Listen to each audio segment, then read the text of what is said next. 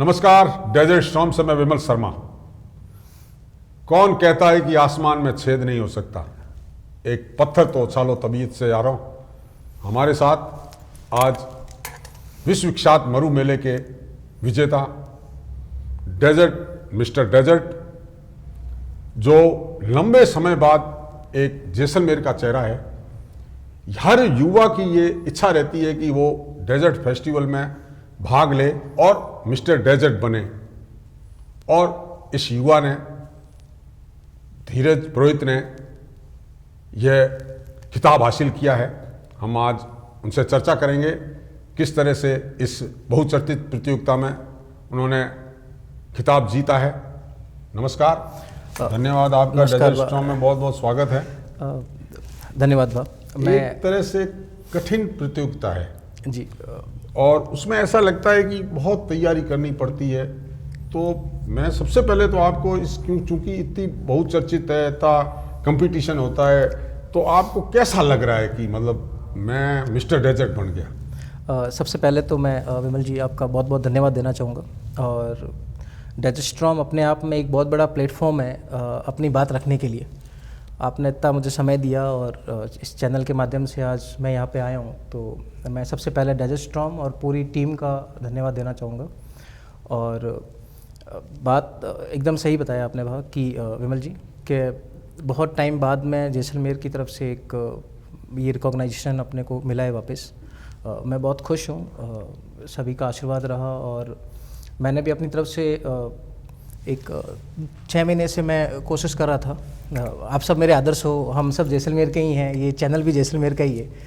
तो पिछले 6 महीने से मैं ये चाह रहा था कि सिर्फ दाढ़ी मूछ पे बात नहीं होनी चाहिए, बात होनी चाहिए यहाँ के कल्चर पे, बात होनी चाहिए यहाँ के लाइफस्टाइल पे, और बात होनी चाहिए यहाँ के आभूषण पे, यहाँ के पहनावे पे, यहाँ के खान पान पे।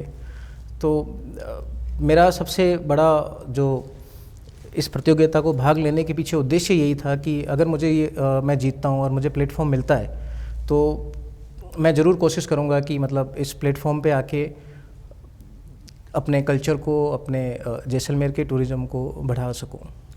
मतलब आपका मकसद ये रहा कि इस प्रतियोगिता में विजेता बनने के बाद में एक जैसलमेर में जो टूरिज्म है वो बढ़े। हाँ, उसमें भी विमल जी मतलब एक सस्टेनेबल टूरिज़्म के ऊपर मैं काम करना चाहता हूँ। और मैं इस चैनल के माध्यम से सबसे यही कहना चाहूँगा कि मेरा यहाँ पे आने का उद्देश्य भी यही था। मतलब मिस्टर कंपटीशन मैंने इसीलिए लिया था कि मेरी आवाज़ जनता तक पहुँच सके और सस्टेनेबल टूरिज़्म पे काम करें, जहाँ पे टूरिस्ट को जैसलमेर में जब वो आए तब उसको विश्वास हो कि हमारे साथ में किसी तरह की गलत नहीं होगी, लपकागरी मुक्त होगा। यहाँ के कल्चर को आज विमल जी आप देखिए, अपन 1000 साल पुराने किले में रह रहे हैं, 1000 साल पुराना हमारी लाइफस्टाइल है। हमारे यहाँ के जो खुद के घर हैं वो भी 500-500 साल पुराने हैं और कई पीढ़ियों से सब साथ में रह रहे हैं। पर टूरिस्ट क्या इन सब चीज़ों को अनुभव करके जाता है, ये क्वेश्चन है। सबसे बड़ी बात ये है कि बहुत लंबे समय बाद जैसलमेर को एक ऐसा मिस्टर डेजर्ट मिला है जो टूरिज्म लाइन से जुड़ा हुआ है, जिनको टूरिज्म लाइन का अच्छा खासा अनुभव भी है। और उन्होंने टूरिज्म के क्षेत्र में जो समस्याएं हैं, जो टूरिस्ट यहाँ विदेशों से आते हैं या अपने घरेलू पर्यटक आते हैं, उनको क्या क्या कठिनाइयों का सामना करना पड़ता है, किन परेशानियों से उनको गुजरना पड़ता है, उसको ये भली भांति जानते हैं। और आपका ये कहना भी है कि मुझे इसमें आके एक सेंसिटिव तरीके से किस तरह से टूरिज्म के आने वाले यहाँ हमारे मेहमानों को, जो 7 समुंदर पार से आते हैं, उनको किस तरह से अच्छी सुविधा मिले, उनके साथ किसी प्रकार का दुर्व्यवहार नहीं हो, उनके साथ किसी प्रकार की चीटिंग नहीं हो, किसी प्रकार का भेदभाव नहीं हो। बिल्कुल। तो आपको ऐसा कब लगा कि मुझे अब मिस्टर डेजर्ट प्रतियोगिता में भाग लेना है, उसके लिए तैयारियां क्या की आपने? हाँ, ये बहुत मुश्किल समय था बाबा। एक तो क्या है कि दाढ़ी मूछ को लेके घर वाले भी बहुत परेशान रहते थे, कई बार डांट सुनने को मिलती थी। और बट अब अपना लक्ष्य था कि अपने को कुछ आगे बढ़ना है, तो शुरुआत तो कहीं से करनी पड़ेगी। तो 2 साल से फिर इसकी केयर और इसके हाइजीन का भी बहुत ध्यान रखना पड़ता है ताकि इसमें कोई तरह का इन्फेक्शन नहीं हो, टाइम टू टाइम इसको ट्रिम करें। उसके बाद में कि इस बियर्ड का जो लुक है वो जैसलमेरी लुक कैसे बना रहे, ये और ज़्यादा क्वेश्चन है। अदरवाइज़ तो आप बियर्ड बढ़ा सकते हैं, बट ये अपने राजस्थान के कल्चर में और जैसलमेर के जैसी बीएड रहे तो इसको बांध के भी रखना पड़ता था। इसमें कई बार अपने को सरसों या मतलब बच्चे की तरह पालन करना बिल्कुल पड़ता था अपनी बच्चे की नानी तरफ का, से, हाँ, कि उसको किस तरह से साफ सुथरी रखना है, उसको बिल्कुल, किस तरह बिल्कुल, संवारना है जी। उस तरह को, उसको भी अपना पोषण करना है, कब तेल देना है, कब शैम्पू लगाना है, ये सारी व्यवस्थाएं। अच्छा, जिसमें जैसलमेर जहाँ पे रेत, आंधी, हाँ। क्लाइमेट चेंज तो हर थोड़े समय में होता ही रहता है, उन सबसे भी बचा के रखनी पड़ती थी। एक और बात मैं आपके बारे में बताऊंगा, आप जी। एडवेंचर भी बहुत अच्छा शौक है आपका।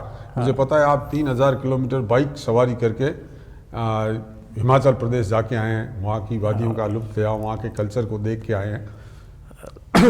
आपको जैसलमेर में कल्चर, ये टूरिज्म कैसे बढ़े, उस क्षेत्र में कैसे किया जा सकता है? अब जैसे विमल जी, आप मेरे मतलब बहुत सीनियर हैं आप हम सबके, तो मैं तो बच्चा हूँ आपका। तो आप देखिए, जैसे आप पटवावली चले गए, किला चले गए, बट एक सुदासरी जो डेजर्ट नेशनल पार्क है उस पे कितने लोग जा पा रहे हैं? और सुदासरी जाने के लिए लोगों के पास में जो नियम कानून कायदे हैं वो कितने फ्लेक्सिबल हैं कि लोग ज़्यादा से ज़्यादा जाएं? आप देखिए, फोसिल्स पार्क बना हुआ है जहाँ पे ये चीज़ प्रमाणित हो रही है कि जैसलमेर में डायनासोर था और वहाँ पे उसके अवशेष रखे हुए हैं, जो आज बात हो गई आज से 20 लाख साल पहले की। मतलब ऐसा मैंने पढ़ा है कहीं पे कि आज से 20 लाख साल पहले जैसलमेर जो था वो एक लस्ट रेन फॉरेस्ट था जहाँ पे बारिश हुआ करती थी और बहुत हरा भरा जंगल था यही एरिया, और इसमें डायनासोर थे। बट क्या हम अपने टूरिस्ट को यहाँ तक पहुँचा पा रहे हैं? ये एक और एक बात इस बात में ये है कि जी। वो अनछुए हाँ, जगह जहाँ टूरिस्ट को जाना चाहिए और उसको आसान तरीके से, जैसे कि अभी अपन सुदासरी जाना चाहें तो कई प्रकार की कानूनी अड़चने हैं, वहाँ जाने के लिए परमिशन लेनी पड़ती है। सरकार को वैसा ही करना चाहिए जैसा बॉर्डर टूरिज्म किया है, बॉर्डर टूरिज्म की उस पर जिस तरह से आसान किया है कि बॉर्डर देखना, वैसे ही ये जो प्लेस आप बता रहे हैं ये देखना भी आसान हो। अब इसमें एक पॉजिटिव बात ये है कि विमल जी, जैसे अभी सम से जैसलमेर की रोड बहुत अच्छी बन गई है, डबल लाइन रोड बन गई है, और सुदासरी जो है वो सम जो अपना डेजर्ट एरिया है उससे एकदम पास में है, तो गेस्ट की आइटनरी का भी वो एक पार्ट बने। आप सनसेट के लिए लेके जा रहे हैं तो सनसेट सुदासरी में भी देख सकते हैं। वहाँ पे आप देखिए तो सही कितने विदेशों से यहाँ पे बर्ड्स आते हैं। कुल मिला के एक चीज़ और मैं आपसे इसमें डिस्कस करना चाहूँगा कि जैसलमेर आने वाला टूरिस्ट स्टे ज़्यादा से ज़्यादा हो, उसके लिए क्या कर सकता है? आज जो टूरिस्ट आता है वो ज़्यादा से ज़्यादा 2 नाइट स्टे करता है, ज़्यादा से ज़्यादा, तो उसको उनका स्टे कैसे बढ़ाया जाए, इसके लिए क्या करना चाहिए? मैं इस चैनल के माध्यम से ये इस क्वेश्चन का तो मैं वेट कर रहा था, क्योंकि आप देखिए जैसलमेर की जो लाइफस्टाइल है जो 1000 साल पुरानी है, तो बिना पानी के तो संभव नहीं था।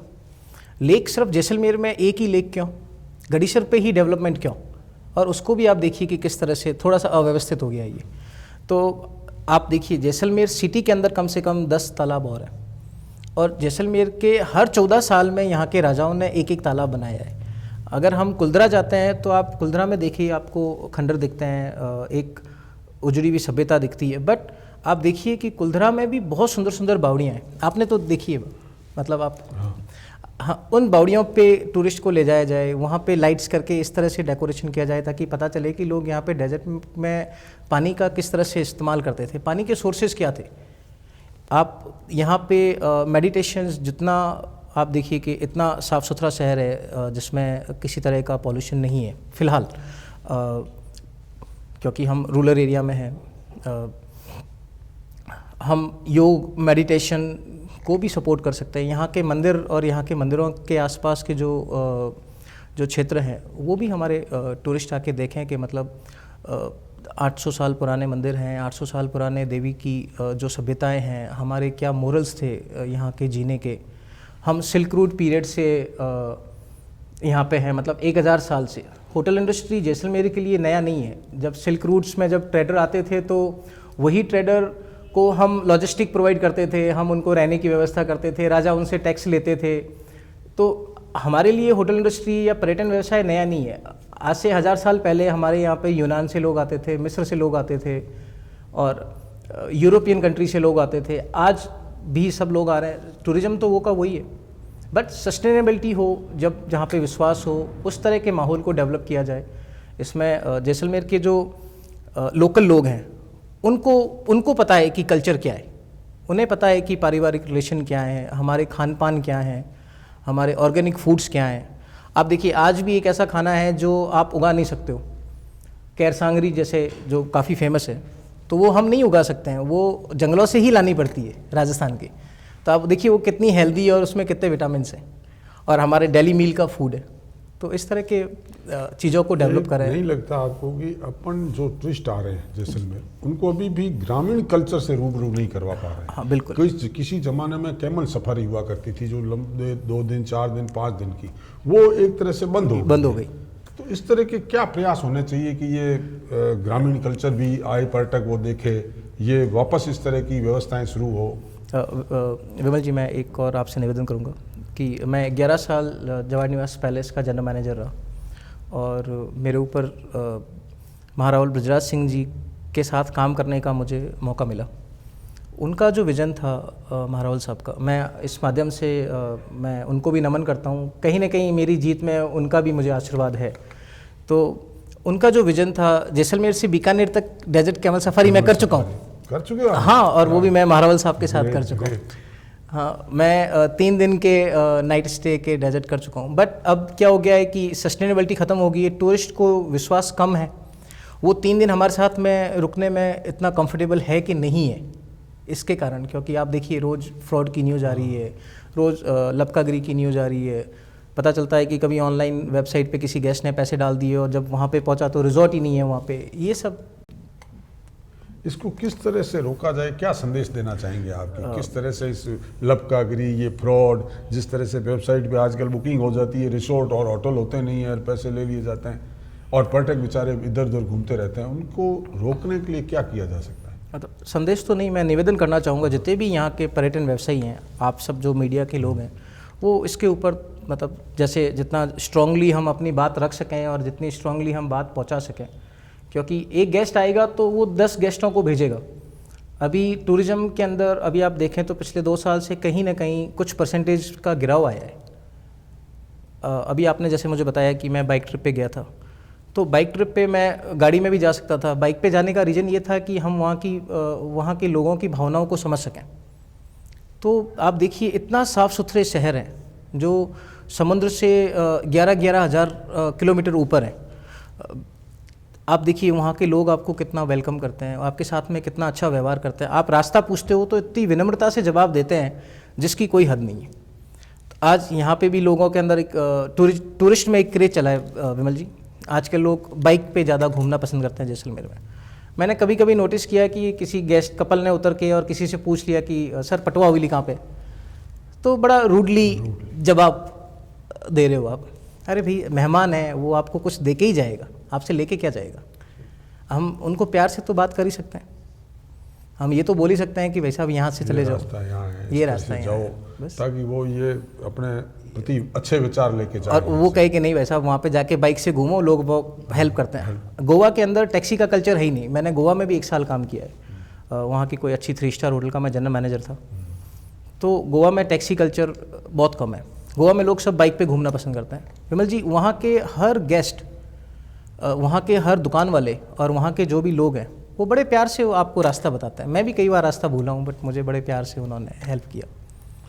एक अंतिम सवाल आपसे जी, कि जिस तरह से मिस्टर डेजर्ट प्रतियोगिता पूरी फेमस है, विश्व में काफ़ी इसकी प्रसिद्धि है, तो इसके माध्यम से कहीं आप मॉडलिंग में जाने की या फिल्म लाइन में जाने का ऐसी कोई आपकी मंशा है? अब ऐसा कभी आशीर्वाद मिला तो मैं ज़रूर कोशिश करूँगा, बट मेरा जो मुख्य उद्देश्य है वो सस्टेनेबल टूरिज़्म के ऊपर, और मैं टूरिज़्म डेवलपमेंट के ऊपर काम करना चाहता हूँ। और ये मेरी दिल से इच्छा है कि मैं अगर टूरिज़्म के डेवलपमेंट और टूरिज़्म में थोड़ा सा डिसिप्लिन। एक और चीज़ बताऊँगा, अभी जैसे ये 6 महीने गाइड, अभी ऑफ सीज़न स्टार्ट हो जाएगा मार्च से, वापस कब कॉरिडोर अपने खुलेंगे ऑफिशियल देखा जाए तो अक्टूबर में। तो मार्च, अप्रैल, मई, जून, जुलाई, अगस्त, सितंबर, अक्टूबर, अपने पास में तकरीबन 8-6 महीने का टाइम है। 1-2 महीने आप घूम लिए, फिर भी 6 महीने का समय है। क्यों नहीं टूरिज़्म डिपार्टमेंट या कोई भामाशाह या जैसे आप सब हैं गाइड को ट्रेनिंग दें, गाइड को कम्युनिकेशन स्किल्स के बारे में बताएं कि आपको किस तरह से गेस्ट से बात करना चाहिए, आपकी बॉडी लैंग्वेज क्या होनी चाहिए। हम यहाँ पे 2 महीने 3 महीने या 6 महीने के लिए डिफरेंट लैंग्वेज के कोर्स कर सकते हैं कि कोई इटालियन की क्लासेज चल रही है, कोई जर्मन की क्लासेज चल रही है, हम फ्रेंच सिखा रहे हैं। तो अगर फ्रेंच के गाइड अगर जैसलमेर में 20 होंगे तो और ज़्यादा टूरिस्ट आएंगे, उनको लगेगा कि नहीं वहाँ पे हमारे कम्युनिकेशन वाले लोग हैं। हम चर्चा कर रहे थे धीरज पुरोहित से, जो 2025 के बहुचर्चित मिस्टर डेजर्ट फेस्टिवल के विजेता हैं। आपने चर्चा में पूरी तरह से फोकस जैसलमेर में किस तरह से पर्यटन बढ़े, किस तरह से पर्यटन की समस्याएं दूर हो, उस पर चर्चा की और बहुत अच्छा लगा।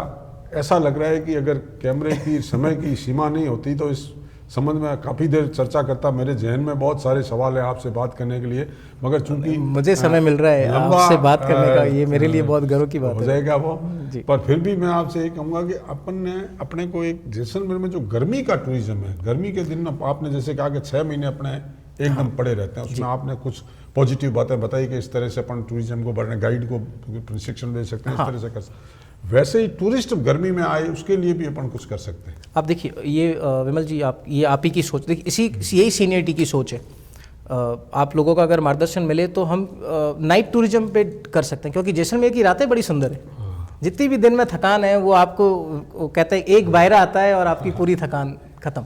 और मुझे लगता है कि भारत में कहीं भी इस तरह की वो स्टार गेजिंग, स्टोरी टेलिंग, जाके सोवो तो आपको स्टार कहीं नहीं दिखेंगे, बिल्कुल नहीं दिखेंगे। और बहुत सुंदर कई किलोमीटर तक आप तारे देख सकते हैं। और नाइट टूरिज्म पे थोड़ा डेवलपमेंट हो। किले का जो गोपा चौक वाला एरिया है, इसको तो मुझे ऐसा लगता है कि नाइट मार्केट के लिए रिजर्व करना चाहिए। अभी एक पॉजिटिव बात ये है कि 11-12 बजे तक वो खुला रहता है। अगर डिसिप्लिन हम मेंटेन कर पाएँ, क्योंकि हमारी सोसाइटी भी वहीं रहती है, अगर थोड़ा सा डिसिप्लिन अगर हम मेंटेन करने में अगर सक्सेसफुल हो जाएं तो उन दुकानों को थोड़ा लेट तक खोला जाए। बहुत बहुत धन्यवाद, धीरज हमारे साथ आए, आपका बहुत बहुत धन्यवाद।